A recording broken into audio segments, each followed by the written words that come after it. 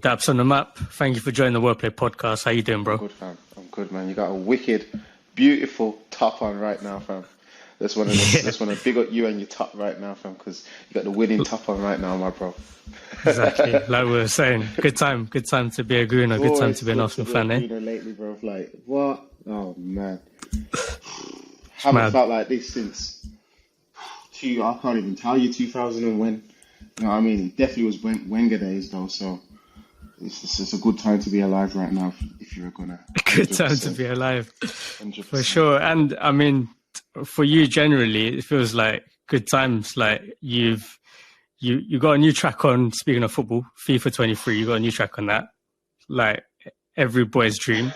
Secondly, you done the official anthem for the Commonwealth Games in Brum. Huge.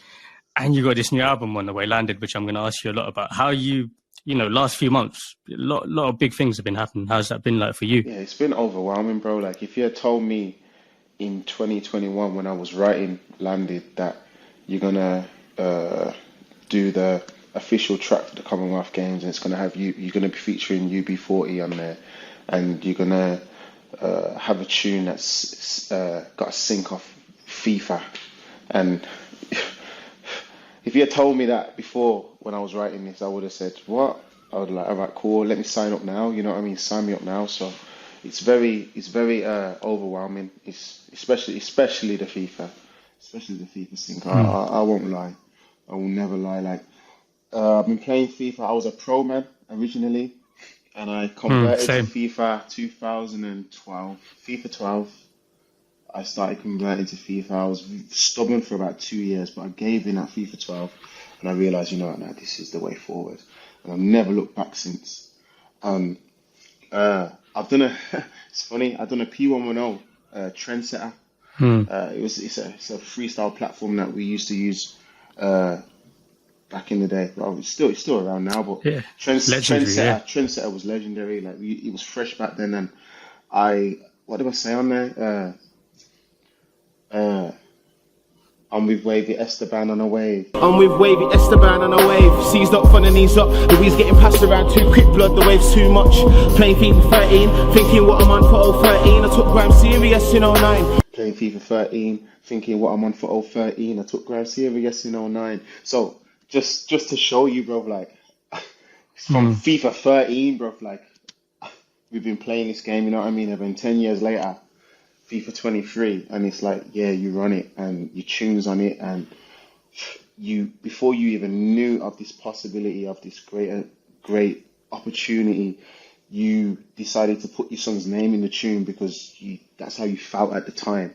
And then now for him to be a little baller, if I do say so myself, I kid you not, he's a good baller, man, for his age. He's only 6, but he's got Birmingham City on his radar, and he's playing for his Sunday League team, and he loves football. He loves football much better than me when I was 6 years old, and I'm a pretty decent footballer now. So the future's bright for him, and for him to play that game and hear his name from his dad on the tune, it's like it's tier level. You know what I mean? Like, I'm surprised I haven't cried, because when I saw him do it, I got my phone out and I filmed him.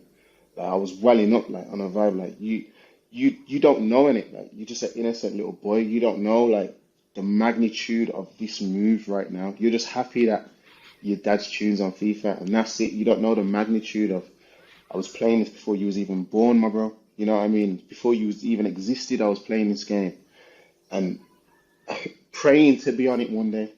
You know what I mean? Sitting with the likes of JK, my very, very good friend in this music game, and talking to him about, yo, when are one of us going to get a tune on FIFA? I'm like, bloody hell, like, if we could get a tune on FIFA, like, we've done it, you know what I mean? So, yeah, sorry to go on so much about that, fam, but it's a highlighting moment in my career, bro. Probably the biggest one, if I'm going to be honest, man. So, yeah, man. That's huge. And I mean, I asked, and I thought about that. And on this podcast, various editions of FIFA, we've had people, I don't know what it is, I seem to be drawn to people with that kind of energy in their music, that also whoever's choosing music for FIFA sees that same energy. We've had, like, you must be the 5th person in the last couple of years that's done a tune on FIFA. But I never even thought about that with your tune, because yeah, as you say, your son's name is on it, and for him to hear that, for his mates to hear that, emotional, bro. that's pretty mad. I So didn't even think about emotional. that. It's different, fam. I mean, like, I had my daughter, my first headline show, I had my daughter come out, and I've got a song called Murder. Like, for people watching this and who don't know, I've got a song called Murder, and it features my daughter on it. I know it sounds mad, murder, and you got your daughter on there. But yeah, it's not about killing people. It's about killing anything that you do and making sure it's the best of your ability and always rising to the occasion, you know what I mean? And literally killing it. So yeah, I put her on it. And when I done my headline show, she came out. She's in my arms, and she came out and she's spraying the lyrics, and I've never seen a crowd react like that before in my life, like ever. Like it's goosebumps thinking about it now. And for years, that was the pinnacle for me, because I felt like what 5-year-olds come out on a headline show and got the dirtiest reload, fam, you've ever seen in your life, of like D double level, you know what I mean? Like that kind of level, like heavy level. And like that was the pinnacle for a while, man. Like I felt like I couldn't even top that. You know what I mean? I done an advert with my nan for Nissan a couple of years later, and then that was like, oh wow, like Nissan. I remember my dad used to have a orange Nissan van, and he used to pick up me and my younger brother from work, and we used to roll in that Nissan. And now Nissan's shouted me to do an advert and put my nan in the car and play my tunes to her and pay me as well, like pay me like crazy amount as well, to be fair. And like that was the next one, like to say, yeah, that's a pinnacle, that is. But FIFA, for me personally, yeah, it blows everything out of the water, because that it's like Arsenal doing something with me now. Like it's gonna up the pecking order, you know what I mean? It's gonna overtake a few things, because it's Arsenal, you know what I mean? It's deep in my heart. So FIFA, yeah, man, it's a big win for me and my family and my friends and anyone who loves Dapz On The Map. It's a big win for us all, because like they know and they feel what I've been trying to achieve and accomplish in this career, you know what I mean? So yeah, it's a big win, man. So the album is just the icing on the cake right now. Like a lot of exciting things have happened in the build up, you know what I mean? So I just can't wait for people to just take in this album and listen to it and hear where I am at this point in my life, you know what I mean? That's pretty mad stuff. That that album is the icing on the cake, and already in the build-up, you've had all of these amazing things happen, powerful things happen. One thing I want to ask you about was you shared something on Instagram lately that was really interesting. It was really heartfelt as well. You were saying about the new album. Over the years, I feel like I've been given the role as a pilot to my family, friends, and supporters. They expect me to take off and expect me to land. I used to resent the fact that I had commitments while a lot of my peers didn't, but during lockdown, my perspective changed. What was that like throughout your life, kind of having that pilot role? What did that mean? The pilot role first came to me when I became a father. Like that's when I first realized it, and at that time, like I became a dad at 21 years old. So if you can imagine, bro, like now being the age I am now, like I realized how much of a baby I actually was, bro. Like didn't know about life, didn't know about love, didn't know about relationships, and I was just head over heels with my daughter's mom at the time, and she wanted to have a child. She didn't know about life either. She was 20 years old, so she didn't know about life. She didn't know about nothing, but our families were really, really close knit, and she was just so in love that she was like, yeah, I just want a baby. I want a baby. And I was like, yeah, right, cool, man. Hey, you want a baby? Yeah, let's have a baby. Mad now, thinking right now. But yeah, I had a baby really, really young, bro. Like 21, fam. So I had to grow, and it was a girl as well. I had a little girl, fam. So I had to learn to grow up very, very early. And that was the first time I realized that I am actually the pilot of this plane. I'm the pilot. She requires me to take off. She requires me to land. She doesn't want no excuses. Like she's a baby, you know what I mean? She needs me. And growing up over the years, I felt like not to say that having kids like hindered me. It's my biggest blessing that I've ever received in my life. But at that time, I had a very much selfish nature as a person. Like it's just me, music. Dapz On The Map, and wasn't really taking time up for Daniel. when Daniel is a pilot. Daniel is a pilot in his life. Daniel's a pilot. Like in regards to my immediate family, so my brothers and my mom and my dad, like they look at me as the golden boy. You know what I mean? The pilot to bring this home for us. You know what I mean? You made a lot of sacrifices, Daniel. Like this is time for you to bring it home. And I just felt like during lockdown, being surrounded by those people, so surrounded by my kids, surrounded by my family, it made me realize that it's time to be embracive of your role, bro, rather than shy away from it, rather than be scornful of it and like, oh wow, he doesn't have no kids and he's got all the free time in the world and he can do this and he can do that and I can't because I've got to put my priorities first and and it used to really like weigh me down until I realized it was my strength. You know what I mean? Like I have 3 kids, fam. Like a lot of these guys in the game don't have any, and I'm working as hard as them, if not harder. Pat yourself on the back, Dapz. You know what I'm saying? Like I looked at it as my power now instead. You know what I mean? When I'm old and grey, I've got a legacy and a family that will look after me. You know what I mean? I got 2 girls as well, so it's mad. You know what I mean? I've been incredibly blessed, and growing up, I didn't realize that, and it's only due to lockdown, being surrounded by them, because I was a man as well, like never lived in my house, bro, like never in my house ever.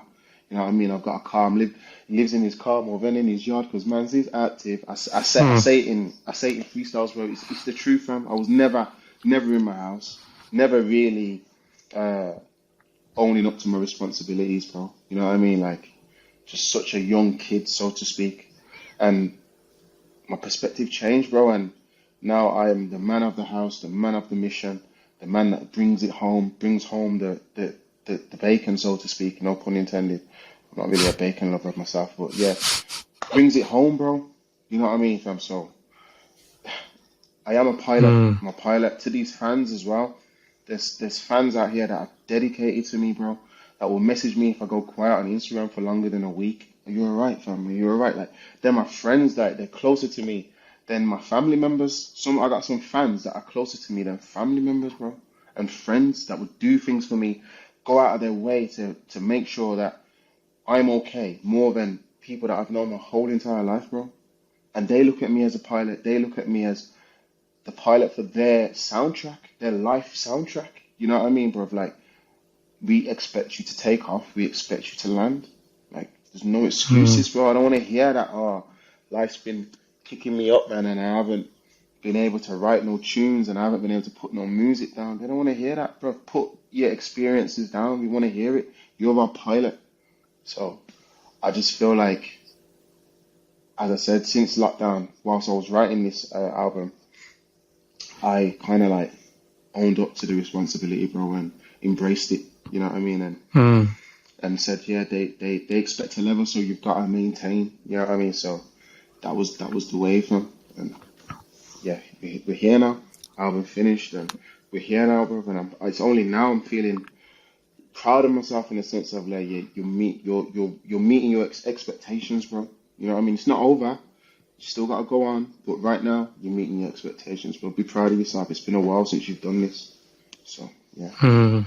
For sure, man. And yeah, you should be, because like having the privilege of being able to listen to this before it's come out, it fully meets expectations and beyond. Sick, so I can imagine a lot of people are gonna be really happy, be really pleased when it comes out. You're speaking about kind of realizing that throughout lockdown, and I kind of read in another interview you're talking about kind of being accountable for being out of action for a bit as well, and that's partly why you're giving this album. At what point did you realize in lockdown, like, all right, fine, that's it, I'm gonna do an album?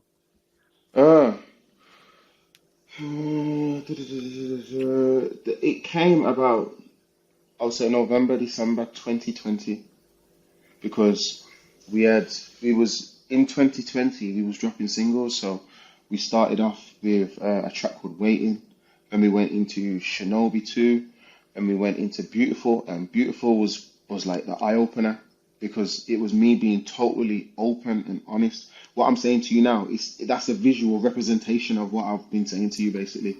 So it's just like, as I said, like I had a complex so to speak, to show my kids, to show my partner, to show my personal life, you know what I mean? To show Daniel, like, you can only see Dapz On The Map. You can't see Daniel's life. Like, you can't see that. And I struggled to open up, and Beautiful killed that. Beautiful broke that barrier for me. And that was when I started to realize, all right, cool. This one's a bit too much of a deep one to like just have as a single. This one needs to be accompanied by like similar tracks and of that other level. You know what I mean? This is Daniel level. This isn't Dapz. This is Daniel level. So I was like, all right, cool. I'm gonna start. And then I done 100 Degrees in November, and it didn't get the response that I aimed for compared to Beautiful, and that's what made me say, all right, cool. I'm gonna give them. They want vulnerability in it. They want the depths of what you're going through behind the Instagram, behind the Twitter.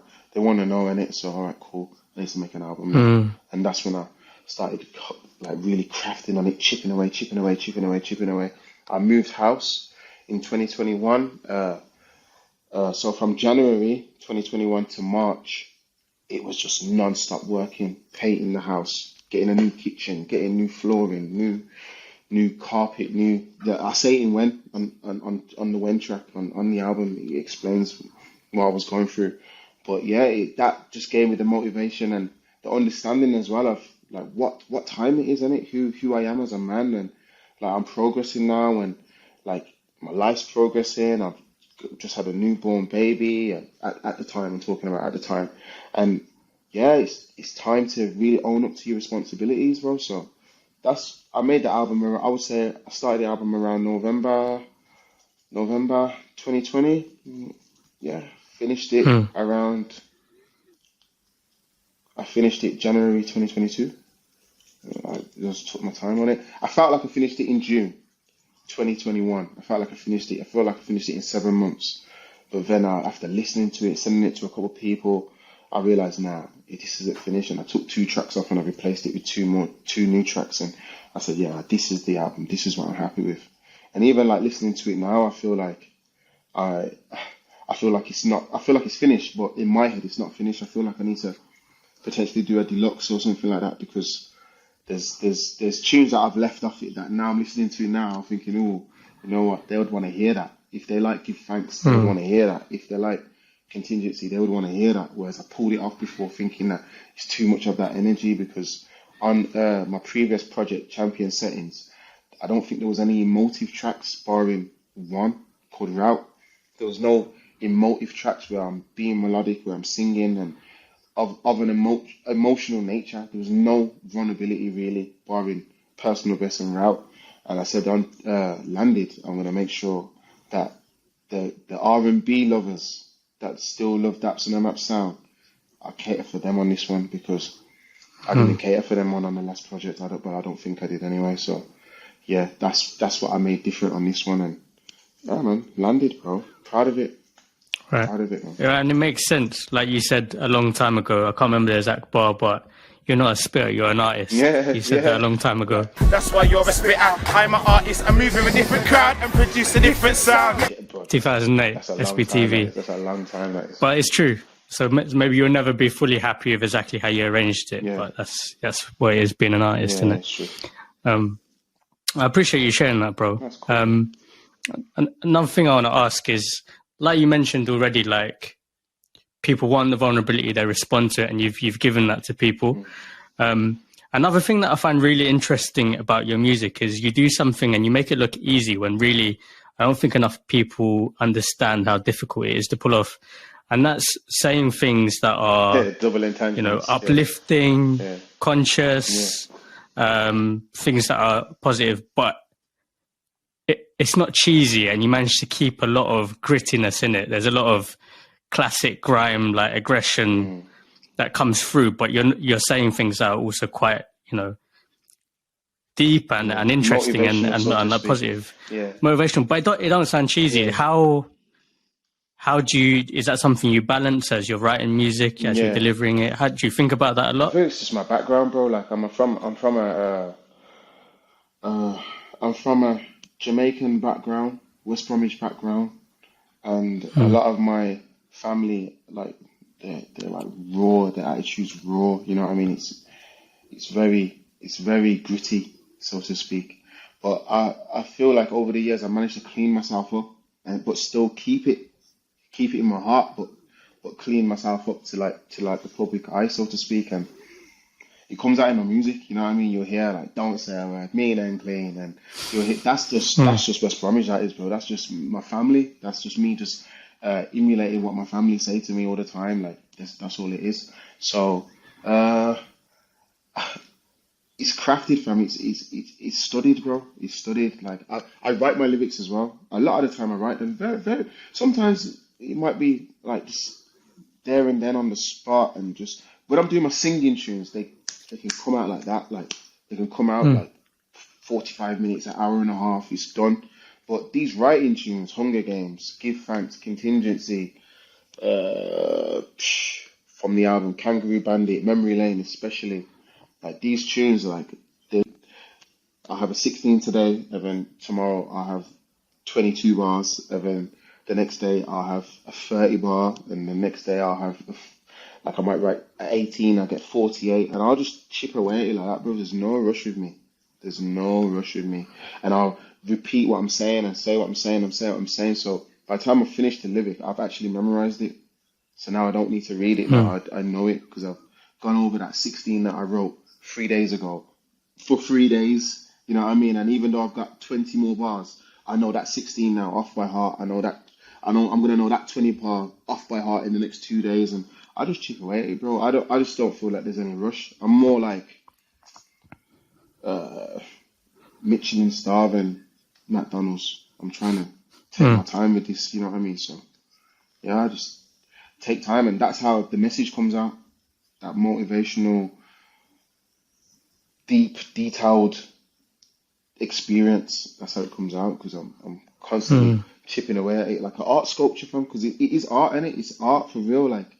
And I believe that I'm an artist, and if you look at how artists will create a piece, like they don't rarely do it like in one sitting. Rarely. They'll do the drawing one day, then they'll go about it. They'll live their life. They'll come back and they'll do the shading, and they'll go about it again, and they'll do the painting, and then it's just bit by bit, bro. They don't rush it, bro. They don't rush it. They take their time, and the art shows at the end that yo, look at that, man. Look at that art piece, bro. It's you can tell he took his time with it. And that's what I try and do, bro. That's what I try and do, because if I'm gonna call myself an artist, I gotta move like one. For sure, man, for sure. But it just amazes me that there's so much of that, vulnerability, but the grit isn't lost at all. And I think, like loads of people, especially people, you've been doing music for a long time, they sometimes move towards that direction, more inspirational, positive stuff, but they lose something along the way. And that hasn't been lost in your sound, which I think is very few people can do it. Kendrick Lamar does it in hip hop music. Yeah. You do it in grime. There's very few people that do it, but yeah, man. So yeah, just pat on the back to you, and it's an amazing thing. Bro, so your new album landed. It's landing on 28th of October. What kind of things are you going to be up to in the meantime? And how you feeling about that date coming closer? We're finalizing a few things. So like we've got hard copies for the album, so I'm waiting for them to come into my hands so I can see them and say, wow, we're waiting on. There's just a few things that I'm waiting on doing. I'm still working. Like the album's been finished, but I've still got a few things that I need to do just to try and get this run as polished as possible. You know what I mean? So I'm a busy man, but what I'm trying to do, I'm trying to work on the next one already, if I'm going to be honest, because what happens with me over the years, I don't think it's going to happen this time, but because I'm aware of it, but if I'm not careful, it will. And you burn out, I burn out, and I'll need to refuel again and come again. And the time spent burning out, I feel like it's way too long. I'm shortening that by at least 2/3, and we're just gonna come with the next one like it's not like I never done anything. On to the next. Like it doesn't matter. You know what I mean? Like Saka scored 2 brilliant goals the other day. today's a new day, bro. We got a game on Thursday. Those goals don't even matter no more. Like, we got to score again. You got to go again. And then after that, we got Leeds on the Saturday or the Sunday. You got to go again, bro. Like, it doesn't matter. I'm trying to have that type of mentality now. Although in the moment it was so amazing. Like, you're on top of the world. Like, yeah, you're the man. You can boast. You can fold your arms and move like the Mainers. Yeah, I get it.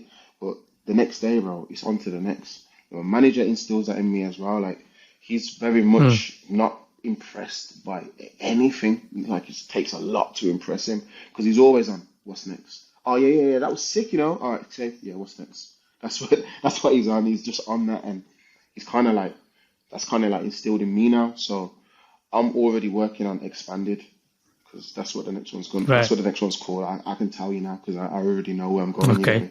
The next one's called expanded. I appreciate it. And I haven't decided whether I'm going to make it a full-length project or if I'm going to make it a deluxe. I've landed, but I know when you read it, it's going to say landed and expanded. You know what I mean? So whether it be a full-length 11 like how landed is, or whether I give them 5 or 6 and give it them sooner so they can just vibe to it whilst they're vibing to landed. I haven't made up my mind yet, but I know expanded is definitely coming. So I've got about 2 to 3 tracks off it already. So yeah, let's make some more. Man. Amazing. I love the way you said, like, to come again, like you ain't done nothing before. Yeah, man. I love that. That's such a powerful way of thinking about work and life. Bro, so. a lot, especially Birmingham artists as well. I can definitely speak for Birmingham artists because I've known them for years, bro. A lot of us rest on our laurels, man. Like, we just rest on them. Like, yeah, you've done a sick freestyle. Yeah, right, wicked. Everyone's screaming your name. The man them are on it, the gal them are on it, the industry's on it, everyone's on it, and then you're just like, yeah, I just put my feet up now, just chill out, yeah, I'm the man, I got the freestyle out, or I'm the man, I put the tune out, but no one ain't ever putting up their feet saying, I'm the man, I got my album out.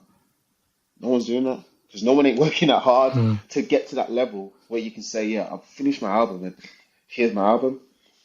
And the ones who are, they're always on the same vibe that I'm trying to be on, like now, like on to the next. Yeah, let's make another one. Yeah, let's get that again. Let's do it again. Let's experience it again. Let's not rest on our laurels. So I'm not trying to, I've been doing it for years, bro. I'm not trying to rest on my laurels anymore, bro. I've done it too much. I wasted a lot of years resting on my laurels. So we're changing that narrative, bro, 100%.